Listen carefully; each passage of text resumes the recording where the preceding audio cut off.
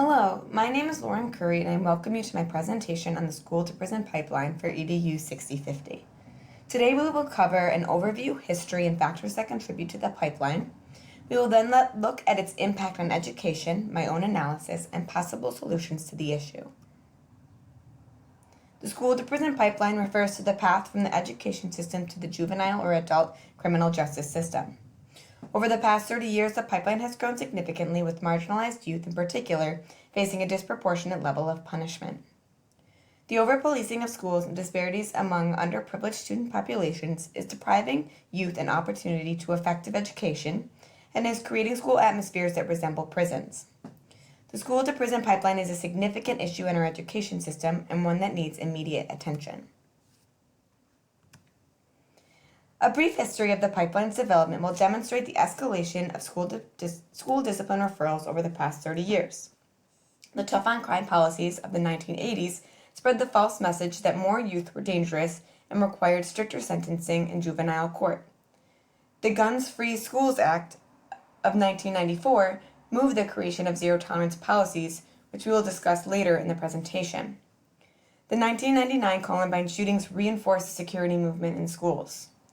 Coupled with the decrease in school funding and a focus on test scores in the 2001 No Child Left Behind Act, schools no longer had the time or resources to focus on supporting youth through disciplinary challenges. This history is evident through the statistics below. In 1993, 1.5 million students were suspended. In the 2011-2012 school year, 3.5 million students received in-school suspension, while 3.45 million students received out-of-school suspension. Connected to history, there are a number of factors that contribute to the construction of the school-to-prison pipeline.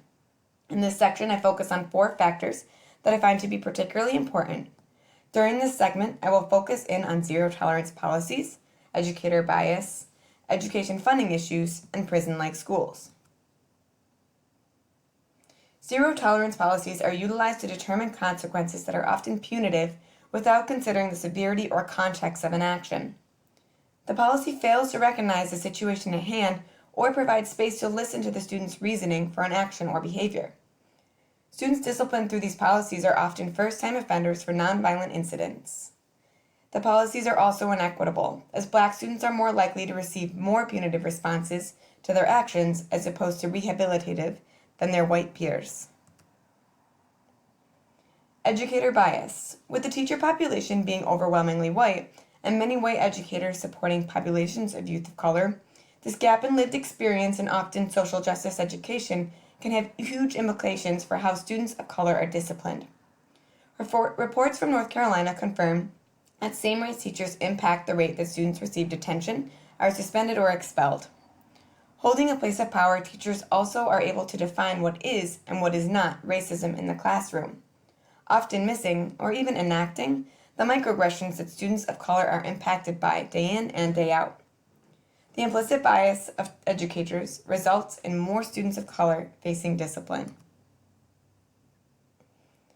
The public education system has left many schools under-resourced and teachers and staff overworked. A 2007 study states that the U.S. has seen a 127% funding increase in incarceration over a 30-year period, compared to a 21% increase in funding for higher education. Schools do not have the capacity to provide the intervention support that young people require. The trend towards funding more prisons than schools also adds to the cultural message that schools are not a place to learn, but a place to be punished or told how to behave. Prison-like schools. Schools have begun to look more and more like prisons.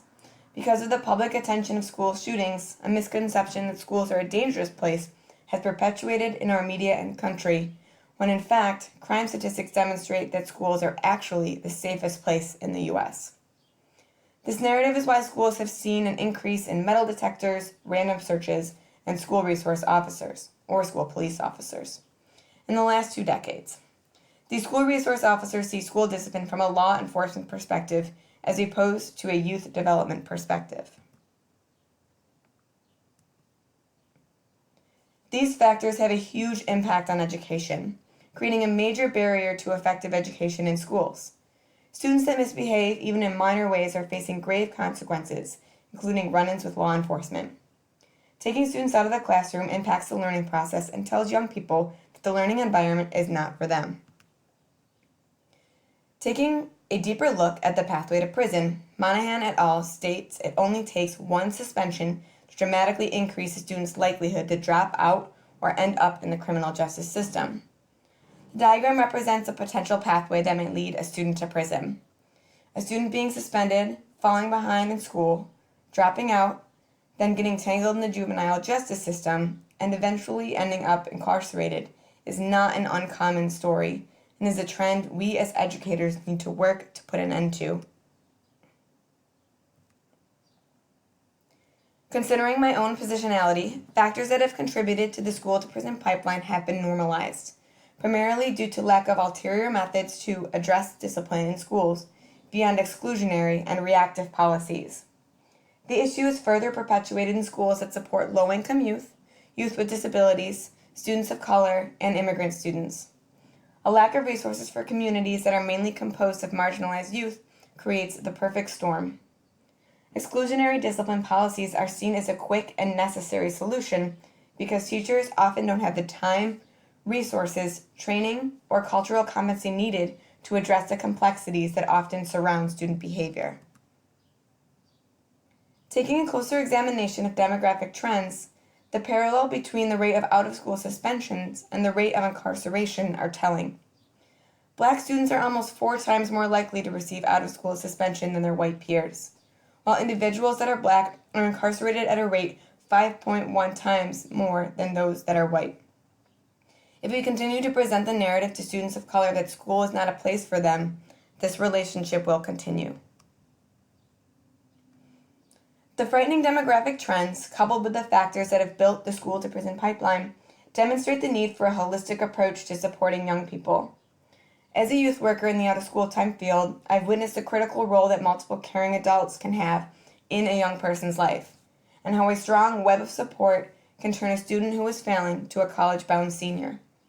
As a society, we need to recognize the value of developing these spaces for youth and encouraging academic and social engagement in all aspects of life, not just in schools. It has taken years to construct the school-to-prison pipeline, so it will take years to dismantle. However, school systems, activists, and communities are coming together to resist over-policing in schools and implement practices that actually encourage student success and positive behavior. One such strategy that is proving to be effective is restorative practices. Restorative practices are a student-focused intervention strategy that relies on including the affected parties of an infraction and developing a collective response for resolution and repair. It incorporates the power of healing and a collaborative approach to support, including teachers and the school community in addressing behavior issues and working through them together. To further demonstrate the effectiveness of integrating restorative practice, we will examine 2 peer-reviewed studies from various high schools in the United States. Gregory, Clausen, Davis, and Jarowitz examined if greater implementation of restorative practices would result in higher student-reported teacher respect and result in teachers issuing fewer disciplinary actions to students. Teachers were trained on restorative practices, and after implementation, both teachers and students were surveyed. The results demonstrated that higher implementation of restorative practices was associated with higher levels of students reporting respect of their teachers and lower levels of misconduct or defiance referrals. Anion et al. Analyzed restorative interventions integrated into the Denver Public School District and hoped to determine if implementation of restorative practices in the first semester would result in lower office referrals and suspensions in the second semester. Utilizing the data of almost 10,000 students that had received discipline referrals in a school year, the researchers were able to demonstrate that the students had lower odds of repeating disciplinary behavior in the second semester. This study was important because it also represented a district-wide commitment to decreasing exclusionary discipline practices. For both studies, we must remain cautious of external confounds and causational correlations. However, these initial studies are important indicators of the potential of restorative justice practices. The school-to-prison pipeline is an issue in education that has impacted me both personally and professionally. There's promising work being done on the issue, but we must acknowledge the work we still have to do. I appreciate you for taking the time to view my presentation, and encourage you to reach out with any questions. Thank you.